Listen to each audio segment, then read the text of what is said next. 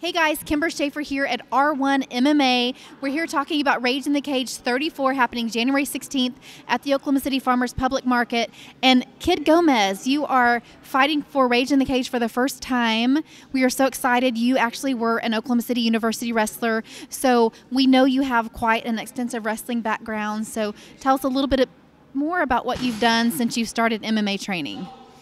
Well, since I started, I've tried to transition from wrestling to MMA, because my first fight I kind of forgot I could get punched while I was wrestling, so from then we're just turning my wrestling into more fight wrestling. And let's talk about your first fight, because you were just casually talking to a friend, said you would like to fight in MMA, and the very next day he calls you and says, I got a fight for you, and it wasn't even an amateur fight. I mean, you went straight pro with zero training. How did that end up with, Well, he said he wouldn't do it if I wasn't ready, so I kind of trusted him, really trusted him, so kind of threw me out to the wolves. So as going in, I was probably really nervous. I didn't know what was to expect, but going in, I took it as any wrestling match. Anything can happen. He puts his shorts on like I do. He puts his gloves on like I do. Doesn't make him any better than me. So when I went in, I stuck to what I do best, was wrestling, and ended up taking him down again, and then submitting him all in 3 minutes. So. Wow, first round? First round. Goodness gracious. So let's talk about, that's been a year since you've done that. So now you've had that year to get some training in. What do you do as far as training, and how has it worked for your advantage? What I do now is I'm learning all my weak points. My weak point was obviously stand-up, because I've never done it before. So we focus on really good stand-up, good jiu-jitsu, and good transitions. But not only just stand-up, we're working how to change my stand-up into stand-up to takedown, so it gets me to where I'm comfortable.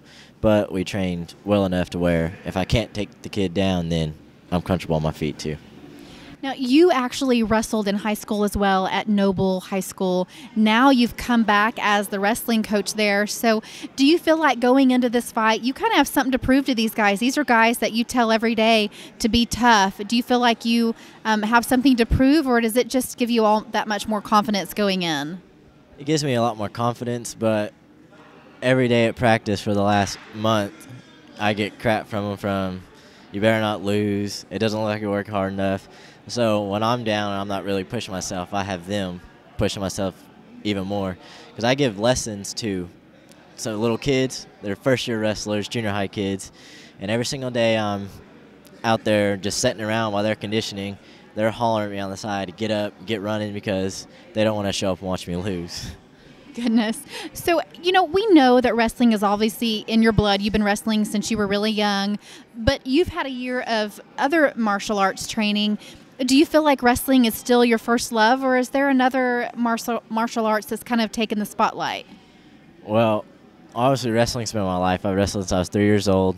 Really, really successful at it. But as mixed martial arts, it's a lot funner than wrestling, because you get to the point when you're in college, you're elite, and I've wrestled against world team members, people who train for the Olympics. So I wrestled with the top of the line people daily.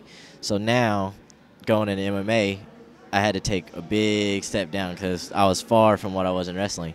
I was top 4 in the nation in college, and then going to MMA, I didn't know what to expect. So I think it's a lot funner, because it's that challenge again. Like, now I have to work my way from bottom to get back to the best again. Very true.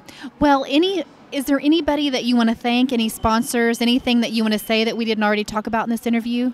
I want to thank On Point Heat and Air. They're my very first sponsor, and they're taking real good care of me. I want to thank Helm Fighter Management, Mike Hell, Dustin Freeman. They've been doing big things for me, taking really good care of me, helping me pick the right fights, and making sure I don't get into trouble.